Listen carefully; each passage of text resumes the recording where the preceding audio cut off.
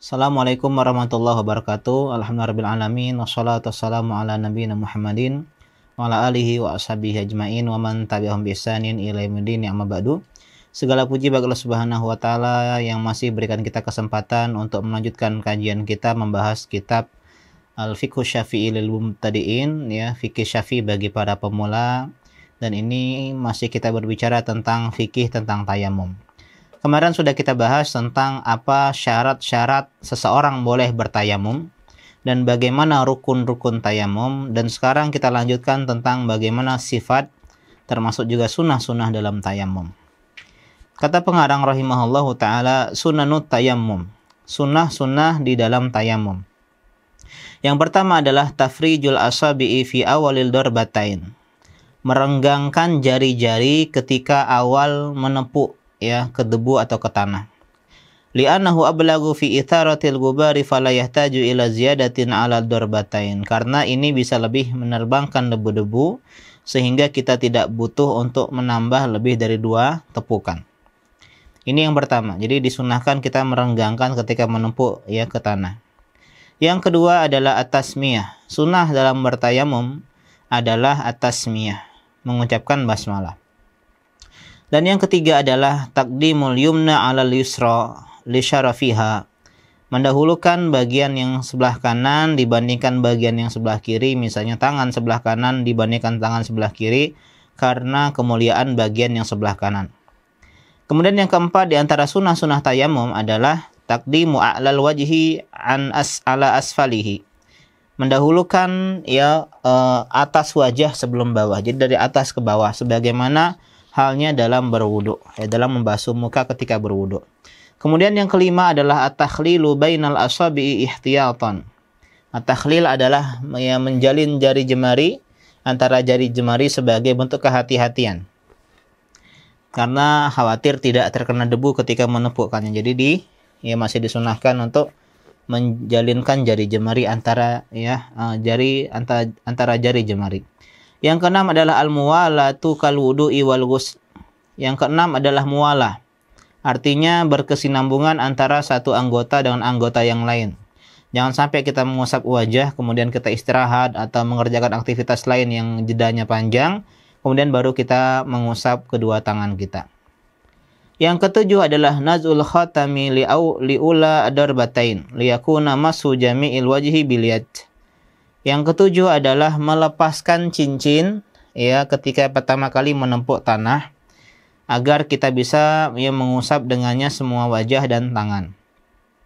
Dan yang terakhir, yang kedelapan adalah di antara sunnah-sunnah tayamum an ya'tiya bi syahadataini ba'daha.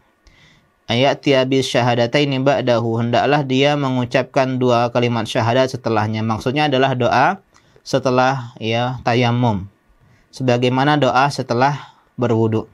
Itu mengucapkan dengan kalimat dua syahadat. Ini di antara sunnah-sunnahnya. Dan sebagian ulama mengatakan, ulama Syafi'iyah, bahwasanya sunnah dalam tayamum itu sama halnya sunnah dalam berwudu. Yang bedanya hanyalah di tatslis. Jadi tidak disunahkan, ya, 3 kali dalam bertayamum. Kemudian selanjutnya adalah adabut tayammumi, adab-adab bertayamum. Yang pertama adalah al-qiblatu, ay an yastaqbilal mutayammimul qiblata kama fil wudu'. Yang pertama adalah disunahkan, dianjurkan, merupakan adab dalam bertayamum menghadap kiblat. Jadi hendaklah seseorang yang hendak bertayamum menghadap kiblat ketika dia bertayamum. Kemudian yang kedua, yukrahu turabul katsir, dimakruhkan menggunakan debu atau tanah yang sangat banyak, li'annahu yushawifu al-khilqah fayusannu takhfifuhu. Dimakruhkan menggunakan tanah yang banyak atau debu yang banyak karena itu bisa menjelekkan wajah muka. Karena itulah disunahkan takhfif, meringankannya. Sebagian riwayat mengatakan disunahkan untuk ditiup, ya, agar tidak terlalu banyak tanah atau debu yang menempel di tangan. Karena ini bisa, ya, tidak memperelok wajah. Yang ketiga, kemudian yumna'u tayammumu biturabil masjidi ta'dhiman lahu li'annahu juz'un minhu. Di dalam mazhab Syafi'i disebutkan, ya, dilarang untuk bertayamum dengan debu yang ada di masjid, ya, sebagai bentuk penghormatan kepada masjid karena debu-debu masjid bagian dari masjid. Ini diantara pendapat mazhab Syafi'i. Dan yang terakhir adalah yumna uturabul muharramu kal mausubi wa ghairih. Yang keempat adalah dilarang menggunakan tanah yang terlarang, ya seperti misalnya rampasan, curian, atau misalnya menggunakan tanah di pekarangan rumah orang lain ya tanpa izinnya. Ini termasuk ya dilarang di dalam mazhab Syafi'i. Kemudian kaifiyatu tayammum, bagaimana cara bertayamum. Di dalam mazhab Syafi'i dikatakan an yamsahal wajha wal yadaini ma'al mirfaqaini biturab, yaitu mengusap wajah dan mengusap tangan sampai siku dengan menggunakan tanah atau debu. Lima rawahu Ibnu Umar radhiyallahu ta'ala anhuma, ya berdasarkan hadis dari Abdullah bin Umar, semoga Allah meridai keduanya. Qala, beliau berkata, at-tayammumu darbatan. Tayamum itu 2 kali pukulan. Darbatun lil wajhi wa darbatun lil yadaini ilal mirfaqain. 1 tepukan atau 1 pukulan untuk wajah dan 1 pukulan lagi untuk kedua tangan sampai ke siku. Hadis dari Daruqutni dan juga Hakim dalam Mustadraknya dan Baihaqi. Akan tapi hadis ini dilemahkan oleh Syalbani rahimahullahu taala. Fa in hasal isti'abu bidarbataini fayakfi. Kalau seandainya sudah terusap semua bagian dengan 2 kali pukulan atau tepukan, ya maka itu sudah cukup. Wa illa wajabati ziyadatu hatta yasulal isti'abu lil wajhi wal yadaini. Tapi kalau ternyata kurang, ya, ternyata dengan 2 tepukan tadi tidak bisa mengusap wajah dan kedua telapak tangan sampai sikunya, maka wajib dia untuk menambah ya tepukan sampai intinya semua sudah terusap. Jadi di dalam mazhab Syafi'i dengan 2 kali tepukan dan tangannya sampai siku. Wala yajuzu illa biturab, dan tidak boleh kecuali dengan tanah. Harus dengan tanah, tidak cukup dengan permukaan segala apa yang berada di atas bumi menurut mazhab Syafi'i. Wa yajuzu bi ramlin yukhalituhu turab. Boleh dengan kerikil yang ada debu atau tanahnya. Jadi tanah yang bercampur dengan kerikil. Wala yajuzu illa biturabin lahu ghubarun ya'laku bil udwi. Tidak boleh menggunakan ya untuk bertayamum kecuali tanah yang memiliki debu yang menempel dengan anggota ya badan. Fala yajuzu bitini wala biturab, maka tidak boleh dengan ya tanah liat ya.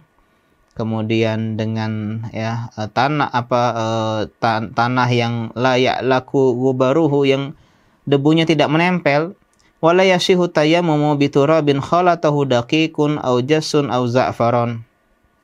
Sehingga tidak diperbolehkan juga bertayamum dengan tanah yang bercampur dengan tepung, dengan kapur, dengan za'faron, aw ghairuhu minal tahirati allati ta'laqu bil udwi, atau dengan hal-hal yang lain dari benda-benda suci yang menempel pada anggota badan. Wa yajuzu tayammumu bi jami'i anwa'i turabi minal ahmari wal abyadi wal aswad, dan boleh bertayamum dengan semua jenis tanah, baik tanah berwarna hitam, merah ataupun berwarna putih. Yang jelas semua tanah dalam mazhab Syafi'i diperbolehkan asal tadi ya dia murni, tidak bercampur dengan sesuatu pun kecuali kerikil. Bagaimana caranya? Begini cara ya tayamum dalam mazhab Syafi'i, dan ini boleh kita praktekkan. Wa yadribu bi yadayhi al-ardha aw yad'uha 'ala turab.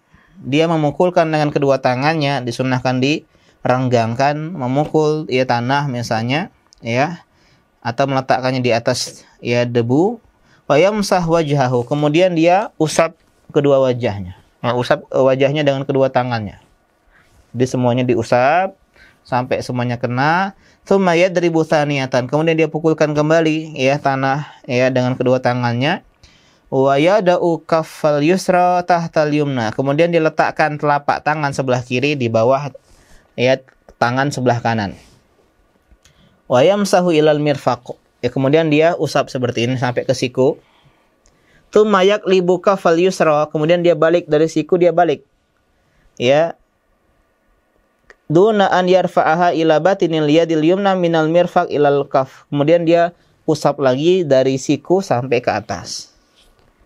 Jadi misalnya dia pukul untuk wajah, ya selesai wajah, dia pukul kemudian begini, ya, dan ke depan. Summa yada'u kafal yumna tahtal kafil yusra, kemudian dia letakkan telapak tangan sebelah kanan di bawah tangan sebelah kiri. ya tahtal yusra wa yaf'alu fima kama fa'ala fil yumna, dan dia lakukan sebagaimana dilakukan ke tangan kanannya. Jadi dari bawah ke siku terus diputar dibalik sini. Ini dalam mazhab Syafi'i, ya. Itulah cara bertayamum di dalam mazhab Syafi'i. Sekarang kita bahas mubtilatu tayamum, pembatal tayamum. Mubtilatu tayamum arba'atu asya'. Ada 4 pembatal tayamum. Yang pertama, kullu ma abtalal wudu' minal mubtilati sabiqah idza kana tayammumu an hadatsin asghar. Yang pertama, segala yang membatalkan wudu. Jadi semua pembatal wudu ini termasuk pembatal tayamum. Kalau tayamumnya menggantikan ya wudu atau bersuci dari hadas kecil. Ini yang pertama. Yang kedua adalah ar-riddatu, yaitu murtad, keluar dari agama Islam. Wa tahaqququ inkari ma ulima minad dini bid-darurah. Di antara sebab keluar Islamnya dalam mazhab Syafi'i, ini penting dibahas, adalah ketika seseorang mengingkari hal yang telah dipahami dalam agama secara menyeluruh. Jadi semua orang paham ini hukumnya wajib. Ketika ada orang yang mengingkari kewajiban sholat misalnya yang 5, maka ya dalam mazhab Syafi'i dan juga mazhab yang lainnya, orang seperti ini keluar dari agama Islam. Masih yang kedua, di antara bentuk keluarnya seorang dari agama Islam, waqtifafan bihi, meremehkan ajaran Islam yang sudah diketahui ya dalam secara konteks global. Artinya semua orang nggak ada yang nggak tahu. Semua muslim itu pasti tahu yang namanya sholat yang 5 ini wajib. Ya, dan dia remehkan dan dia mengingkari. Maka ini termasuk ya pembatal keislaman. Awi'tiqadu hilma ujmi'a ala tahrimihi, atau keyakinan halalnya sesuatu yang ulama sepakat haramnya. Ulama sepakat bahwasanya zina itu haram. Dan ada orang menghalalkan zina terang-terangan, ya, maka ini termasuk pembatal keislaman. Ya, ingat yang disepakati keharamannya.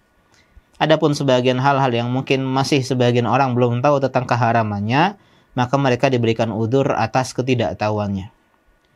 Awistihza'u bil muqaddasat, atau dia bercanda, berolok-olok, bermain-main dengan hal-hal yang disucikan dalam agama. Jadi bagi teman-teman yang mungkin sering bercanda, jangan jadikan agama sebagai canda-candaan, sebagai bahan stand up komedi, atau sebagai olok-olok, karena ini termasuk pembatal keislaman. Ya, semoga Allah melindungi kita dari ini semua. Yang ketiga adalah zawalul azil hissi, hilangnya ketidakmampuan secara indrawi. Kita bahas kemarin, di antara penyebab bolehnya tayamum adalah tidak mampu menggunakan air. Artinya ketika ketidakmampuan tadi hilang, maka kita batal tayamumnya.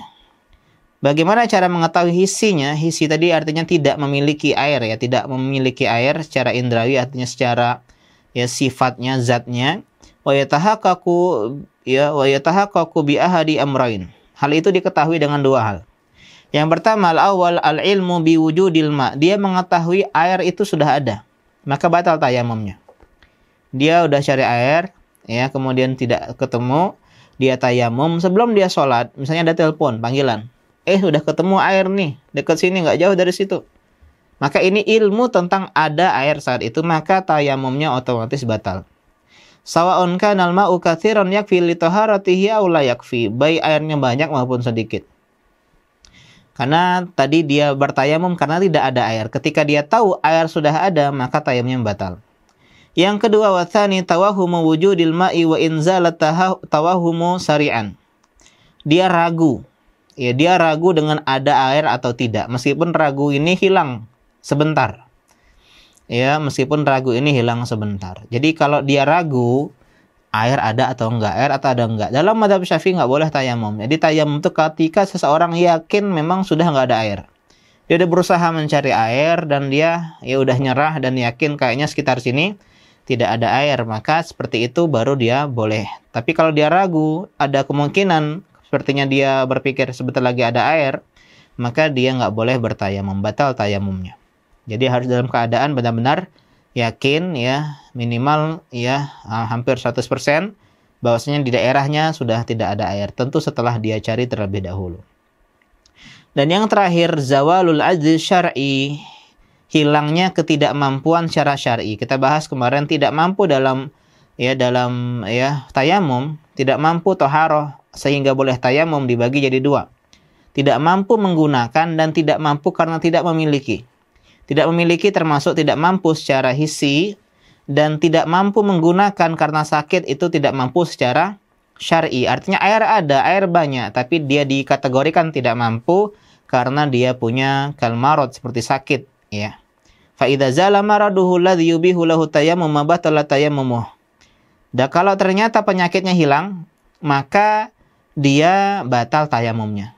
Misalnya dia sudah tayamum sholat karena sakit, kemudian tak lama setelah sholat tayamumnya sakitnya sembuh, maka dia wajib saat itu untuk berwudu untuk sholat berikutnya karena tayamumnya sudah batal.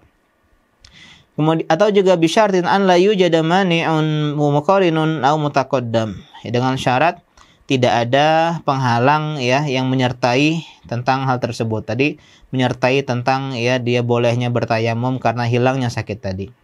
Jadi intinya ada 4. Yang pertama adalah segala pembatal wudu, yang kedua adalah murtad, dan ini bukan hanya pembatal tayamum tapi pembatal segala ibadah. Yang ketiga adalah mampu untuk menggunakan air karena ada air. Yang keempat, atau mampu menggunakan air karena sudah hilang rasa sakit atau khawatir dingin dan seterusnya. Kemudian kita akan bahas tentang ma yuf'alu bitayammumi minas sholawat. Salat apa yang boleh dikerjakan dengan tayamum? Dalam mazhab Syafi'i tidak semua salat boleh kita kerjakan dengan tayamum. La yajuzu lil mutayammimi an yusalliya bitayammumin wahidin aktsaru min faridatin. Ini di antara pembeda antara wudu dan tayamum dalam mazhab Syafi'i. Orang yang bertayamum tidak boleh sholat dengan sekali tayamum lebih dari 1 sholat wajib. Nggak boleh misalnya maghrib dia tayamum, kemudian langsung isya dengan tayamum maghrib. Jadi harus setiap sholat yang wajib 1 tayamum. Li'annahu taharatun daruratun falyusalli biha faridataini min faraidis sholawat. Karena dalam mazhab Syafi'i, tayamum itu adalah taharah yang darurat, yang genting, yang dikerjakan di saat darurat saja, sehingga tidak boleh seseorang sholat 2 kewajiban langsung, sholat maghrib sama isya misalnya, dengan 1 tayamum. Artinya setiap sholat wajib harus bertayamum. Sawa'un kanata fi waqtin wahidin au waqtaini qada'an au adaan, baik dalam 1 waktu seperti jamak, misalnya dia mau menjamak sholat, misalnya lagi safar, tetap tidak boleh dia bertayamum untuk langsung 2 sholat. Dalam mazhab Syafi'i harus tayamum sholat lagi. Atau di 2 waktu yang terpisah. Baik sholatnya qada, qada di luar waktu, ataupun ketika sholatnya tidak qada. Kama la yujma' bitayammumin wahidin baina tawafaini mafrudain. Sebagaimana tidak diperbolehkan bertayamum dengan 1 tayamum, maksudnya mengerjakan langsung 2 tawaf sekaligus yang wajib. Seperti tawaf wada misalnya wajib bagi sebagian ulama, dengan tawaf misalnya tawaf umroh. Atau bagi yang umroh, bagi yang mengatakan kalau misalnya haji tawaf ifadah dengan tawaf wada. Ini diantara pendapat mazhab Syafi'i. Wala tawafin wa sholatin mafrudaini, dan tidak boleh juga menggabungkan antara sholat yang wajib dengan tawaf yang wajib dengan 1 tayamum. Liqaulihi ta'ala, berdasarkan firman Allah Subhanahu wa taala, idza qumtum ila sholati faghsilu wujuhakum, ila qaulihi falam tajidu ma'an fatayammamu faqtada wujubas taharati inda kulli shalah. Kata beliau dari ayat An-Nisa 43, kalau kalian hendak sholat maka basuhlah wajah kalian, sampai akhir ayat, kalau kalian nggak ketemu air maka bertayamumlah. Jadi seolah-olah di sini dikatakan kewajiban taharah ini setiap kali sholat. Kan setiap kali sholat dia mau wudu, begitu juga tayamum, karena ini dalam kondisi darurat. Tidak seperti wudu, yang wudu ini boleh dengan 1 wudu kita 4 kali sholat, boleh, yang wajib dengan syarat tidak mengerjakan pembatal wudu. Walit mutayammimi an yusalliya bitayammumin wahidin fardhon wa ma syaa minan nawafili qabla al-fardhi aw ba'dah. Kemudian kita bahas bagaimana dengan sholat sunnah. Maka orang yang bertayamum, ya boleh dia sholat ya dengan tayamum, satu tayamum. Dia satu sholat wajib dan sholat sunnah sebanyak mungkin boleh. Ya baik sebelum sholat wajib maupun sesudah. Jadi yang hanya boleh harus diulang itu sholat wajib. Jadi kalau sholat sunnah sebanyak-banyaknya nggak masalah. Walahu an yusalliya faridatan wa yatufu tatawu'an. Boleh dia misalnya sholat yang wajib kemudian dia tawaf tatawu', ya. Tawaf tatawu' itu tawaf sunnah. Artinya memperbanyak tawaf karena kita umrah dan haji diperintahkan untuk memperbanyak tawaf. Walahu an yusalliya bi tayammumin wahidin ma syaa minan nawafili, dan boleh juga dia ya salat dengan satu tayamum semua salat nafilah, mau salat duha, salat tahiyatul masjid, salat qobliyah, ba'diyah, salat yang lain ya. Li'annahu ghairu mahsurah, karena ini tidak terbatas. Wa kadza yajuzu salatu 'alal janaizi bi tayammumin wahidin, dan boleh juga kita salat jenazah berkali-kali dengan satu tayamum. Faridatin wa janazatin bitayammumin wahidin li'annaha kan nafli, atau boleh juga sholat wajib satu dan sholat jenazah sekali ya. Meskipun sebenarnya sholat jenazah ini hukumnya fardu kifayah, tapi dia kedudukannya seperti sholat nafilah di dalam tayammum. Kemudian kita bahas waktu sholat binisbati lil mutayammim. Tentang waktu sholat ya bagi orang yang bertayamum. Yakhtaliful hukmu fi waqtil sholati binisbati lil mutayammim hal yatayammamu fi awalil waqti aw fi akhirih. Hukum berbeda-beda tentang masalah kapan seorang yang bertayamum sholat. Apakah di awal waktu ataukah dia di akhir waktu? Karena darurat, dia mungkin setengah jam, sejam dia ketemu air. Maka jawabannya adalah idza tayaqqana al-musalli wujudal ma'i fi akhir al-waqti bihaitsu yumkinuhu taharatu wa salatu fil waqti fal afdalu intidhar. Kalau dia yakin, nih orang yakin, kalau bakal ada air di akhir waktu ya di ujung-ujung waktu salat, maka dia ya afdalnya menunggu datangnya air. Jadi misalnya kita salat zuhur, nggak ada air. Kemungkinan ada air jam 2:30. Maka boleh kita menunda sholat zuhur sampai 2:30 agar kita bisa sholat dengan wudu. Ini kasus kalau dia yakin akan ada air di akhir-akhir waktu selama nggak terlalu akhir, ya selama nggak terlalu akhir sehingga nggak bisa sholat. Artinya mungkin setengah jam atau 1 jam sebelum waktu habis. Wa ta'khiru sholati liya'tiya biha bil wudu. Biar dia tadi bisa sholat meskipun di akhir dengan wudu. Wali anahul aslu wal akmal, ini lebih ini pada asalnya dan lebih sempurna. Wali annahu faridah, karena ini salat wajib, wa awalul waqti fadilatun fatuqaddamul faridah. Ya, awal waktu itu memang sebuah keutamaan ya. Ya, akan tetapi ya kewajiban itu lebih diutamakan karena juga taharah ya itu termasuk kewajiban. Fa in kana ala ya'sin min wujudil ma'i ala akhir waqti fal afdalu taqdimul tayammumi wa sholatu fi awalil waktu. Kalau ternyata kita putus asa, kayaknya nggak bakal ada air nih meskipun waktu udah mau habis, maka yang lebih afdol kita mendahulukan sholat meskipun dengan tayamum di awal waktu. Lihiyazi fadilati awalil waktu, biar kita bisa mendapatkan keutamaan sholat di awal waktu. Wa in zanna wujudal ma'i fi akhir waktu aw syakka fal afdalu taqdimu sholati fi awalil waktu. Bagaimana kalau kita ragu ya, atau mengira ya masih belum yakin, kayaknya ya masih zon, masih di atas 50% tapi nggak sampai 100%, atau kita ragu 50-50, 50-50, maka yang afdal tetap kita mendahulukan sholat di awal waktu dengan bertayamum. Li'anna fadilata taqdimi muhaqqaqah bi khilafi faridatil wudu, karena keutamaan mendahulukan sholat ini lebih mungkin untuk direalisasikan dibandingkan dengan kewajiban kita untuk berwudu. Mungkin itu saja yang bisa kita sampaikan tentang masalah cara atau sifat bertayamum menurut mazhab Syafi'i.